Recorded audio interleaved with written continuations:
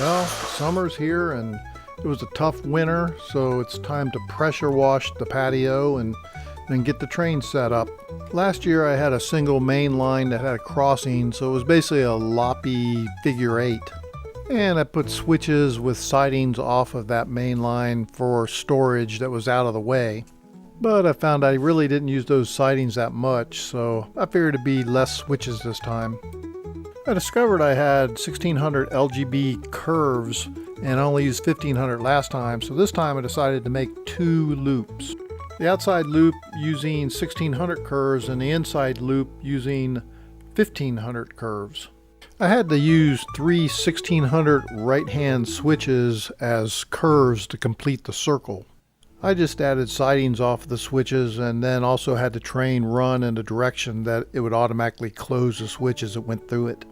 I can park my consist underneath the long awnings and it keeps them out of the rain. They get a little wet when it's a really bad storm, but it doesn't get really too bad. It's nice to not have to haul everything in and out every time you want to run the trains. Just fire them up and go. I've got the outside loop mostly completed except for the sidings, and now I'm starting on the inside loop that will be all 1500 curves. This is about as far out as I can put the track on the patio. It's fairly level here, but any further out it just slopes down too steeply. Later that evening I completed the inner loop. I figured I'd come up and around and make it a little more interesting of a loop. And to complete the outside loop I added the sidings. Do my first test run on the track with a couple engines. On the outside track is a USA GP9. On the inside track is an Aristocraft Alco RS3. I looked for any clearance issues between the two trains. There's one right there. I adjust the track further apart and it solves that problem. I have a Control Master 20 and the one on the top is a Power Commander Tech 3. They're both no longer made. I brought out all the running stock and made up a consist for each train. I let them run to make sure I didn't have any collisions in any of the corners. It looked good, no collisions. I just got to set up the cars on the car carriers in the future here.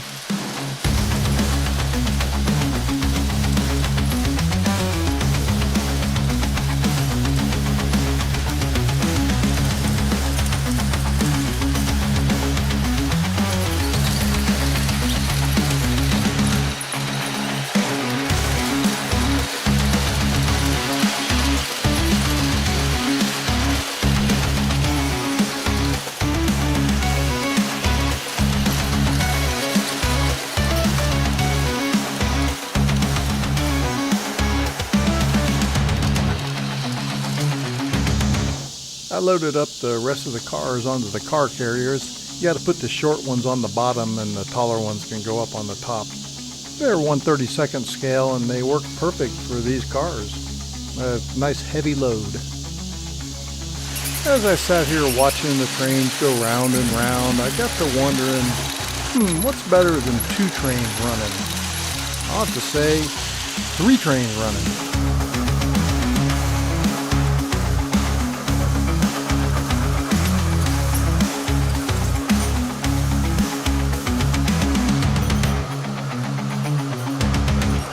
I made an inner circle with the 11,000 curves, real tight corners. On this inner circle I'm running an LGB train and transformer.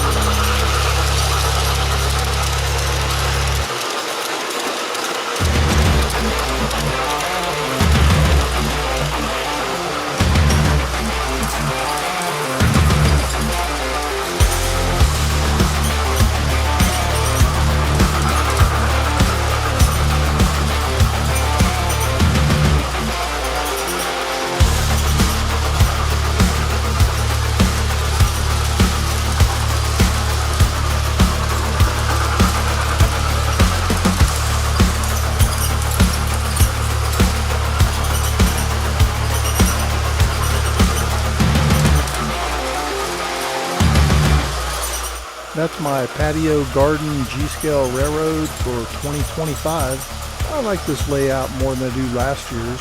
I like the interaction of the 3 trains going around and how they meet at different areas at different times. And you can change that with the speed of the trains too. If you made it this far, please like, comment, and subscribe, and we'll catch you on the next video.